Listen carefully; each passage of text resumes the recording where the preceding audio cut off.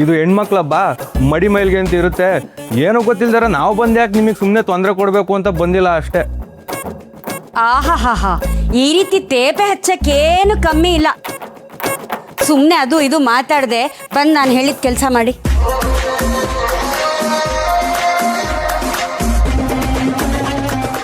ಅಮ್ಮ, ನಾನಂತೂ ನಿನಗೆ ಹೆಲ್ಪ್ ಮಾಡಬೇಕು ಅಂತ ತುದಿಗಾಲಲ್ಲಿ ನಿಂತಿದ್ದೀನಿ. ಹೇಳಮ್ಮ, ಏನು ಮಾಡಬೇಕು ಅಂತ?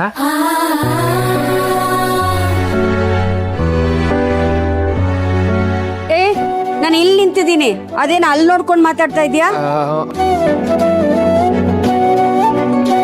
ಅಮ್ಮ, ಅದು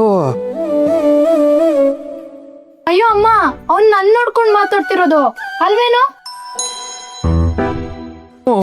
ಅಮ್ಮ, ಅದು ದಿವ್ಯಾ ನಾನೇನು ಕೆಲಸ ಮಾಡಲ್ಲ ಅಂತ ಕಂಪ್ಲೇಂಟ್ ಮಾಡ್ತಾ ಇರ್ತಾಳಲ್ಲ, ಅದಕ್ಕೆ ಏನಾದ್ರು ಮಾಡೋಣ ಅಂತ ಬಂದೆ. ಸರಿ, ಹಾಗಾದ್ರೆ ಹೋಗು. ಅಣ್ಣ, ಕಾಫಿ ಏನಾದ್ರು ಮಾಡ್ಕೊಡ್ಲಾ? ಕುಡಿದ್ರು ಬಿಡಿ ಬೇಗ್ರೆ. ಬಾಗಿನಕ್ಕೆಲ್ಲ ರೆಡಿ ಮಾಡ್ಕೊಂಡಿದ್ದೀರಾ? ಇಲ್ಲ, ಇವಾಗ ಮಾಡ್ತೀನಿ. ನೀವು ಬೇರೆ ಏನಾದ್ರೂ ಇದ್ರೆ ಮಾಡಿ, ಅದನ್ನೆಲ್ಲ ಇವ್ರು ಮಾಡ್ತಾರೆ. ಸುಮ್ಮನೆ ಈ ರೀತಿ ಖಾಲಿ ಕೂತ್ಕೊಳ್ಳೋದು ಒಳ್ಳೇದಲ್ಲ. ಹೊಟ್ಟೆವರಿ. ಅಯ್ಯೋ ಪಾಪ, ಅವ್ರು ಆರಾಮಾಗಿ ಇರ್ಲಿ ಬಿಡಿ ಬಿಗ್ರೆ. ಇದೆಲ್ಲ ಹೆಂಗಸ್ರು ಮಾಡೋ ಕೆಲಸ. ಆಹಾ, ಮುತ್ನಂತ ಮಾತು. ಕೇಳಿಸ್ಕೊಂಡ್ರಾ? ಯಾರು ಕೆಲಸ ಹೇಳಲ್ವೋ ಅವರು ಒಳ್ಳೆಯವರು ಅಲ್ಲ ಬೀಗ್ರೆ. ಅಷ್ಟಕ್ಕೂ ಕೆಲ್ಸಕ್ಕೇನು ಗೊತ್ತಾಗತ್ತೆ ಗಂಡ್ಮಕ್ಳು ಹೆಣ್ಮಕ್ಳು ಅಂತ? ಎಲ್ಲ ಕೆಲಸನ ಎಲ್ಲರೂ ಮಾಡಬೇಕು. ಹೆಣ್ಮಕ್ಳು ಹೊರಗಡೆ ಹೋಗಿ ಗಂಡ್ಮಕ್ಳ ಥರ ದುಡಿತಾ ಇಲ್ವಾ? ಅಂಥದ್ರಲ್ಲಿ ಗಂಡ್ಮಕ್ಳು ಯಾಕೆ ಹೆಣ್ಮಕ್ಳು ಕೆಲಸ ಮಾಡಬಾರ್ದು? ಈಗ ನಮ್ಮ ಲಕ್ಷ್ಮಿನೇ ನೋಡಿ, ಹರಿಯಷ್ಟೇ ದುಡಿತಾ ಇಲ್ವಾ?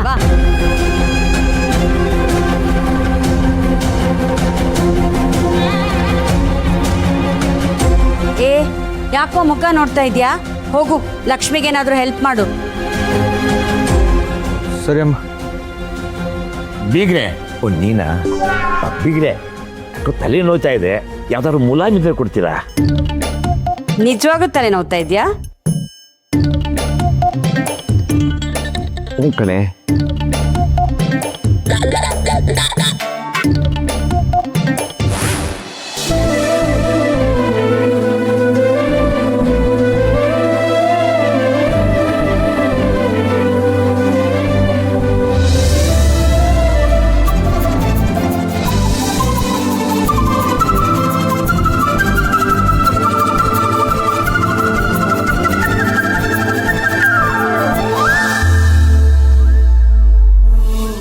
ಮಹಾಲಕ್ಷ್ಮಿ ಇವತ್ತು ಎಷ್ಟು ಚೆನ್ನಾಗಿ ಕಾಣಿಸ್ತಿದ್ದಾಳೆ.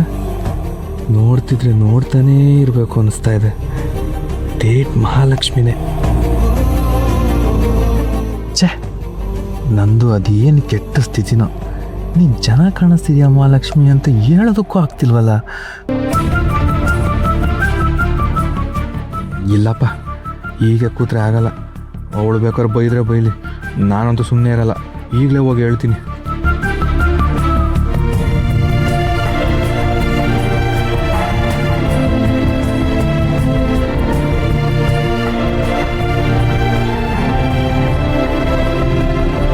ಏನು?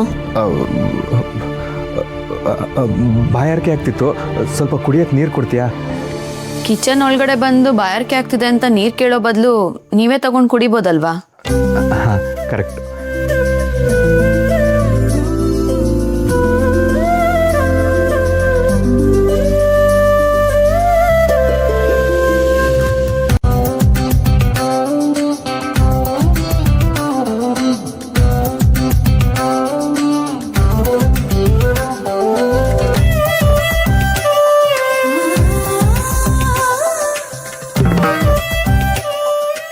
ಮತ್ತಿನ್ನೇನು, ನೀರು ಕುಡ್ದಾಯ್ತಲ್ಲ? ಅದು ಕಂಬಳಿ ಹುಳ ಹತ್ಕೊಂಡಿದ್ಯಾ? ಇಲ್ಲಪ್ಪ. ಮತ್ತಿನ್ನೇನು, ಏನಾದರೂ ಹೇಳಬೇಕಿತ್ತ? ಅದು ಏನು ಅಂದರೆ, ಏನಾದರೂ ಬೇಕಿತ್ತ ಅಂದರೆ ಇಲ್ಲ ಅಂತೀರಾ, ಆ ಕಡೆ ತಿರ್ಗಿದ್ರೆ ಅದು ಅಂತೀರಾ. ಏನ್ರಿ ನಿಮ್ಮದು? ಇವತ್ತು ನೀನು ತುಂಬ ಚೆನ್ನಾಗಿ ಕಾಣಿಸ್ತಾ ಇದೆಯಾ.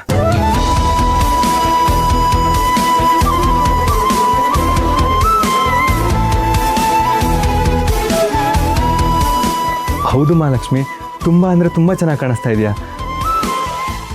ಥ್ಯಾಂಕ್ಸ್. ಮಹಾಲಕ್ಷ್ಮಿ, ಅಲ್ಲ ಇದು ನೀನೇನಾ ಅಂತ. ಯಾಕೆ?